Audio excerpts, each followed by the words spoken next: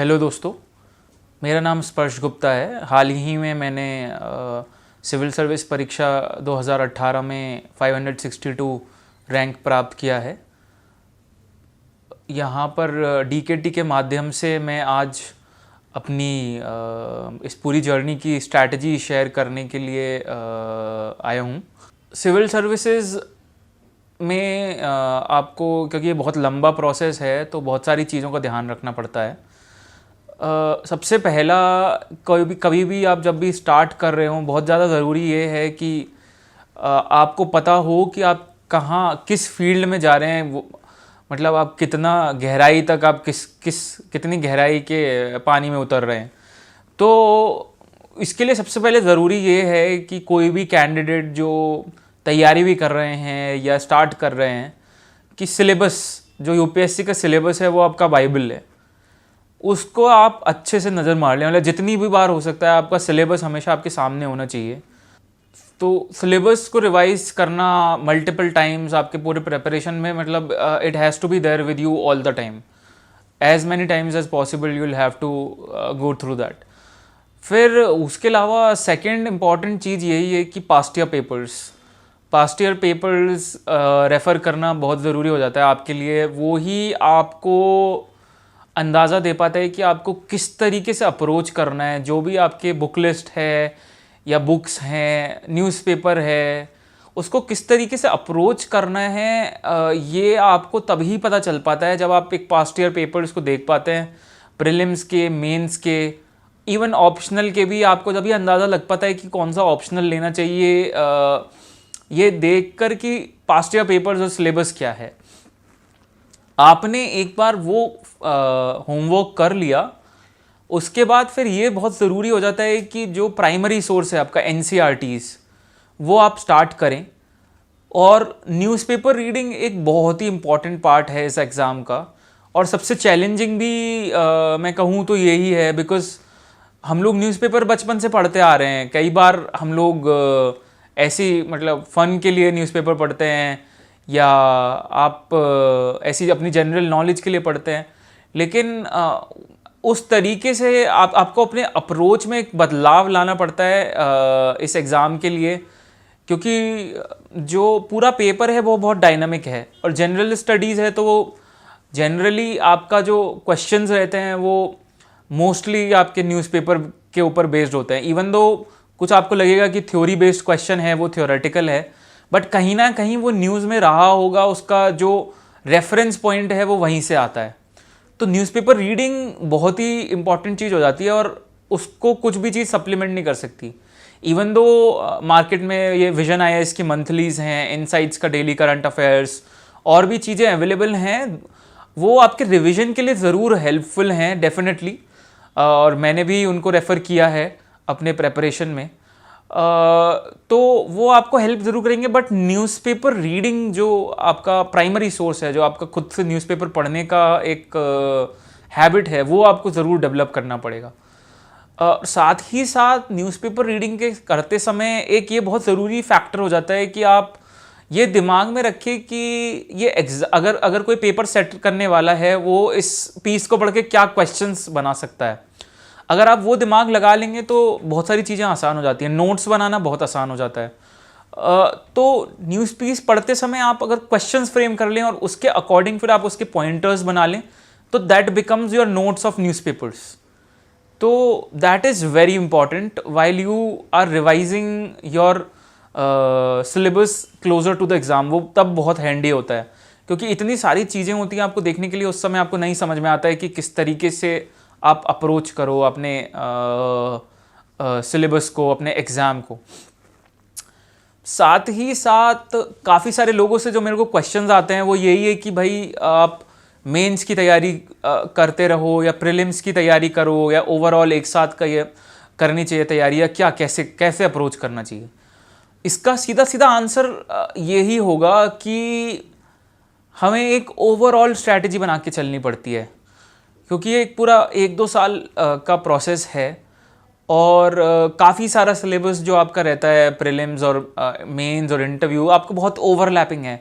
Current affairs आपका basic material है, तो इसकी वजह से बहुत ही एक छोटा सा आपका डिफरेंस होता है। प्रीलिम्स में आपको थोड़े फैक्ट्स ज़्यादा ध्यान में रखने पड़ते हैं, फैक्चुअल इन्फॉर्मेशन थोड़ा ज़्यादा दिमाग में लाना पड़ता है, और काफ़ी जैसे कुछ कुछ पॉइंटर्स हैं वाइल्ड लाइफ रिलेटेड या नेशनल पार्क्स, रिवर्स, और आपके एनवायरनमेंट रिलेटेड कुछ टॉपिक्स, साइंस एंड टेक, ये सब चीज़ों को आपको प्रीलिम्स के समय फैक्ट्स पे ज़्यादा ध्यान देने की ज़रूरत होती है स्पेशली।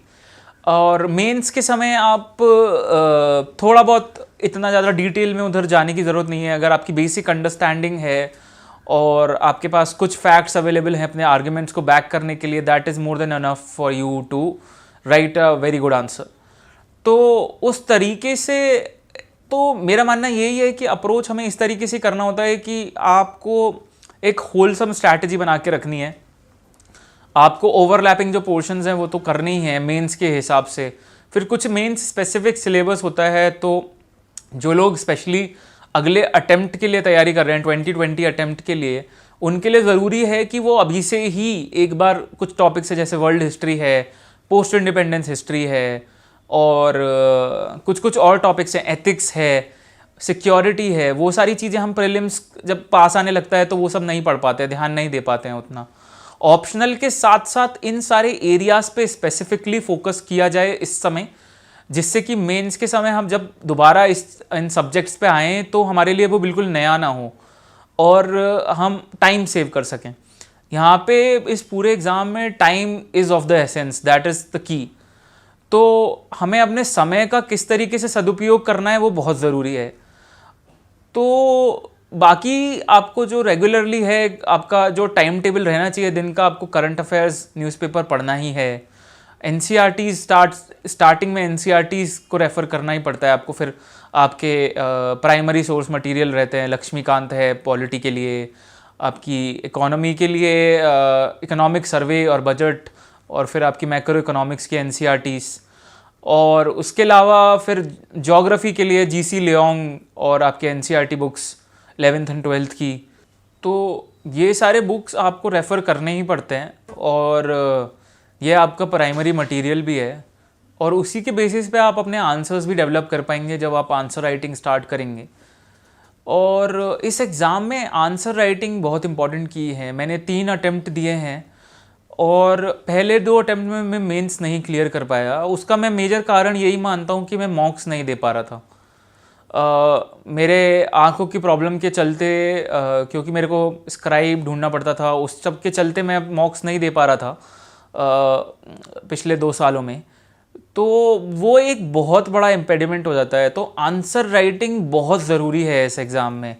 मतलब ये बहुत ही ज़्यादा एम्फेसाइज करने की ज़रूरत है कि आप पढ़ कितना भी लो, आप नॉलेज बेस बहुत डेवलप कर लो, लेकिन writing मॉक्स and consistently writing answers is very very important.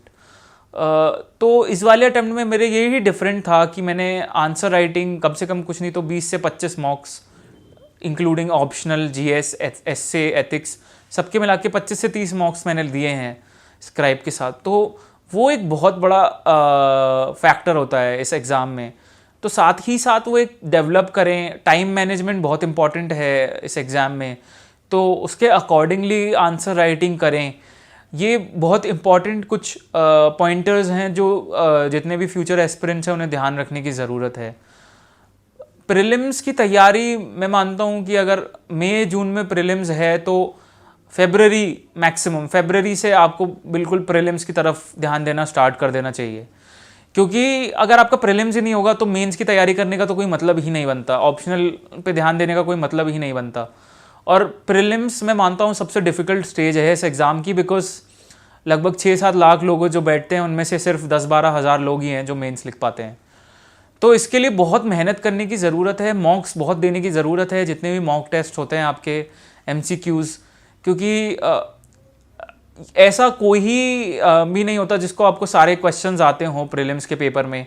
Standard of difficulty भी बहुत इंक्रीज़ होता जा रहा है ईयर ऑन ईयर। तो बहुत ज़रूरी हो जाता है कि आप वो मॉक्स को प्रैक्टिस करें जितने ज़्यादा से ज़्यादा, और वो ट्रिक्स आप अपने आप से आप जब एग्ज़ाम बार बार देंगे, मॉक्स देंगे, तो फिगर आउट कर पाएंगे कि क्या जो ट्रिक्स हैं, क्या आप इंटेलिजेंटली गेस कर पाएँ चीज़ों को। उन ऑप्शंस को एलिमिनेट कर पाएँ जो आपको गलत लग रहे हैं, और हिट एंड ट्रायल या मतलब अपने जो भी आपकी नॉलेज है उसके बेसिस पे एक ऑप्शन ज़ीरो डाउन कर पाएँ, और क्वेश्चन आपको पूरी तरीके से 100% तरीके से ना भी आते हुए भी आप अटेम्प्ट कर पाएँ। इस एग्ज़ाम में, प्रीलिम्स में, हमेशा बहुत इंपॉर्टेंट चीज़ ये एक रहती है कि मैं सुनता हूँ बच्चों से कि मैंने तो 75 क्वेश्चन ही करे या 80 क्वेश्चन किए, पर मेरा मानना यही है कि जितने ज़्यादा से ज़्यादा क्वेश्चन आप अटेम्प्ट करेंगे, आपके chances of clearing this prelims becomes higher. आप कम करके आएंगे तो आपको ये कहीं ना कहीं मलाल रह जाएगा, काश मैंने 2-4 क्वेश्चन और कर लिए रहते, मैं सिर्फ 1 नंबर से रह गया। क्योंकि आप अगर प्रोबेबिलिटी का यूज़ भी करेंगे, न्यूमेरिकली भी अप्लाई करके देखेंगे, तो भी आपको पता चलेगा कि अगर आपने 10 क्वेश्चन फालतू किए तो आपको पॉजिटिव ही इम्पैक्ट मिलेगा अपने स्कोर में। तो ये बहुत ही ज़रूरी हो जाता है कि जितने ज़्यादा से ज़्यादा क्वेश्चन हैं वो आप अटेम्प्ट करें इस स्टेज पे। बाकी प्रीलिम्स और मेंस के बीच का टाइम बहुत ही क्रूशल होता है। काफ़ी सारे लोग, जैसे मेरा फर्स्ट अटेम्प्ट में एक्सपीरियंस भी रहा, मैं प्रीलिम्स के रिजल्ट के चक्कर में 1-1.5 महीना मैंने वेस्ट किया। वो बहुत ही की है। इवन दो आपको लग रहा हो कि मेरा शायद ना ही हो पाएगा, मैं बिल्कुल मार्जिन पे हूँ, लेकिन आपको मेंस की तैयारी जारी रखनी चाहिए। प्रीलिम्स के बाद थोड़ा ब्रेक लेके आपको वापस से लग जाना चाहिए काम पे, कि मतलब नहीं, अगर मेरा जस्ट इन केस, बिकॉज आपको नहीं पता रहता है कि क्या कट ऑफ होगा, कोई भी प्रेडिक्ट नहीं कर सकता मार्केट में, मतलब कट ऑफ्स आ जाते हैं, बट बिल्कुल 100% कोई भी नहीं प्रेडिक्ट कर पाता है। तो आपको हमेशा प्रिपेयर्ड रहना चाहिए, जिससे कि आपको बाद में ये मलाल ना रहे मैंने वो 1 महीना काश यूज़ कर लिया होता तो मैं मेंस में बेटर कर पाता।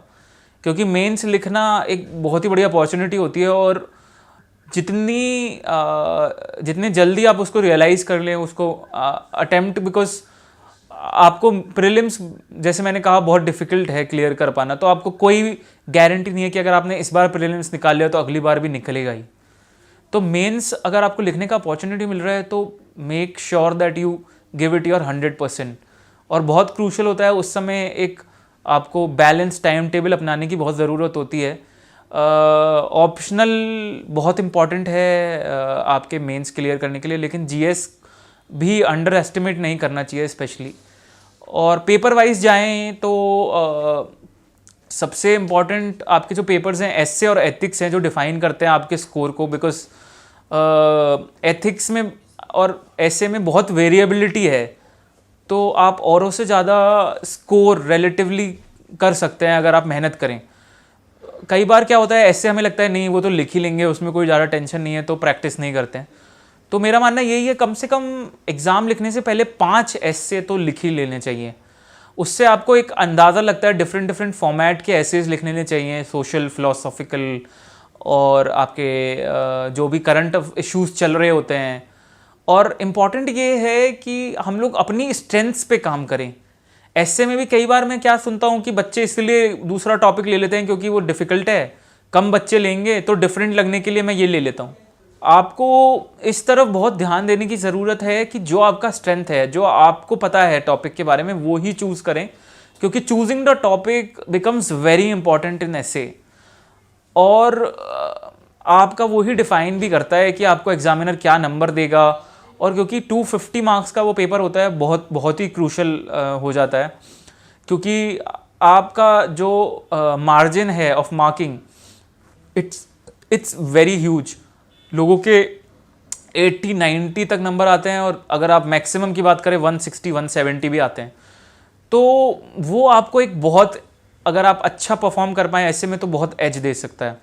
साथ ही साथ वैसी एथिक्स की बात है, बिकॉज उसमें आपके जो पर्सनल एक्सपीरियंसेस हैं आपके लाइफ के, जो आपके वैल्यूज़ हैं, उसको लिखना होता है। उसके लिए आपको बहुत ज़्यादा अपनी तरफ से लिखने एफर्ट डालने की ज़रूरत नहीं होती है।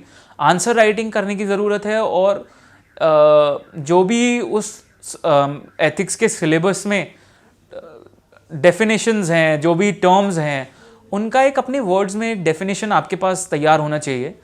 और साथ ही साथ एक एनालिसिस आपको ज़रूरी है, और उन आर्ग्यूमेंट्स को बैक करने के लिए आपके पास कुछ एग्जाम्पल्स होने चाहिए, जिससे कि जो आपका आंसर है वो थोड़ा सब्सटेंटिव लगता है आपको, मतलब एक आर्ग्यूमेंट को बैक करने के लिए आपके पास एक प्रैक्टिकल सिचुएशन है जिससे कि एक आपके आंसर को सर्टेनिटी मिलती है, जो कि बहुत इंपॉर्टेंट है एथिक्स के पेपर में।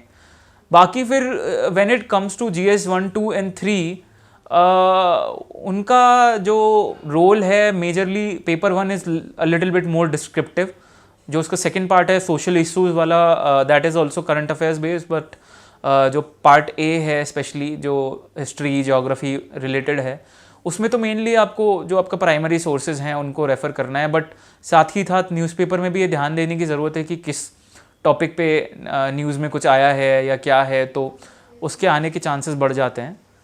और फिर बाकी जो आपके GS के टॉपिक्स हैं वो जनरली आपको बोथ थ्योरी और करंट अफेयर्स आपके न्यूज़पेपर के थ्रू आपको हेल्प करेंगे। और मेनली जहाँ तक सवाल है फिर ये आपका मेंस 365 जो विज़न का आता है वो काफ़ी हेल्पफुल रहता है, specially closer to the mains, जब आपके पास कोई और ऑप्शन नहीं होता। स्पेशली हम जैसे लोगों के लिए जो नोट्स मेकिंग हमारे लिए बहुत डिफ़िकल्ट है, because reading hard copies is a problem, तो सॉफ्ट कॉपीज़ ही चाहिए होते हैं, तो मेंस 365 बिकम्स वेरी हैंडी। तो उस समय आपको क्योंकि रिवीजन की बहुत ज़रूरत होती है एंड मोमेंट पे, क्योंकि ये वाले एग्ज़ाम में रिवीजन जितना किया जाए उतना कम है, और आपको क्वांटिटी के बजाय क्वालिटी पे ध्यान देने की बहुत ज़रूरत होती है। तो उस तरीके से हमें चलने की ज़रूरत है, और नॉट ओवर एम्फेसाइजिंग, मतलब स्टिल वही आंसर राइटिंग करना बहुत बहुत ज़रूरी है। और मेरा मानना ये है कि एक हफ्ते पहले तक हमें, मतलब एग्ज़ाम के एक हफ्ते पहले तक अपना आखिरी जो मॉक है वो दे देना चाहिए, because after that you need to be in a little bit of a cool frame of mind, क्योंकि अगर आपका फ्रेम ऑफ माइंड अच्छा नहीं है तो आप एग्ज़ाम अच्छे से नहीं दे पाएंगे।